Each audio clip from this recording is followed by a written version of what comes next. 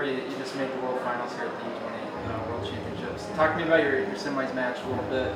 Going against Japan, they have a pretty unique style, and taking out a Japanese competitor for a U.S. competitor, it's a big deal, right? Yeah, it was amazing. Anytime I have the opportunity to wrestle somebody from Japan, I'm extremely grateful.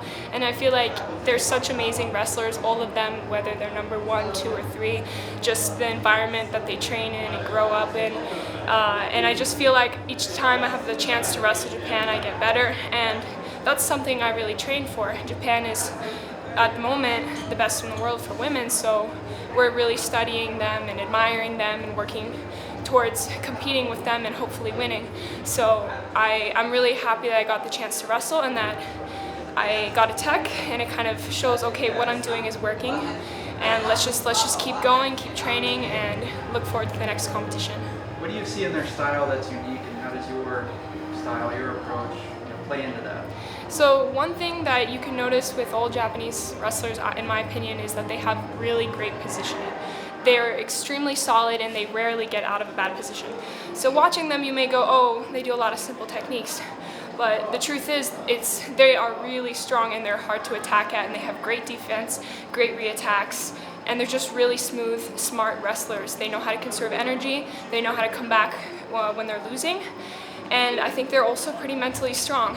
And so I really admire them, and I think for me, as far as my training, it's just kind of realizing how important it is to stay in a good position, not necessarily having flashy techniques, but being able to be a solid wrestler. So you've wrestled 3 matches today, 2 techs, 1 pin, haven't given up a point on the entire day. What's the key to your dominance when you're out there on the mat? I mean, I would say it's similar to Japan. I try really hard to stay in a good position. I work a lot on defense and just being structural and try not to get in a bad position. And also, I think strength training plays a part. I really work a lot on grip training, and my style is a lot of like controlling ties and things like that, and I feel really comfortable from there.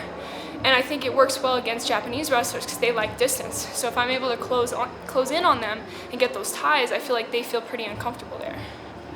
Talk to me about your preparations for tomorrow. I think Turkey is your opponent. That's who you'll have in the finals. Yeah. Thoughts on that matchup, if you have any experience with her? So I didn't get to see the other semifinal match, but I really like to watch my opponents before I wrestle. It makes me feel prepared. So I'm definitely going to watch her, and I'm definitely going to get a lot of rest and try to conserve energy. I feel like when I was younger, I would overtrain a lot, and now having this be my 3rd U20 Worlds, I'm really realizing it's more important to conserve that energy for in the match.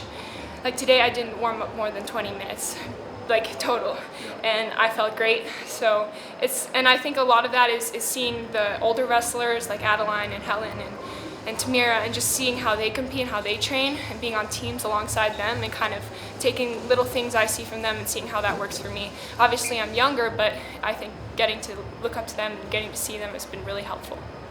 Thank you, I appreciate it. Thank you.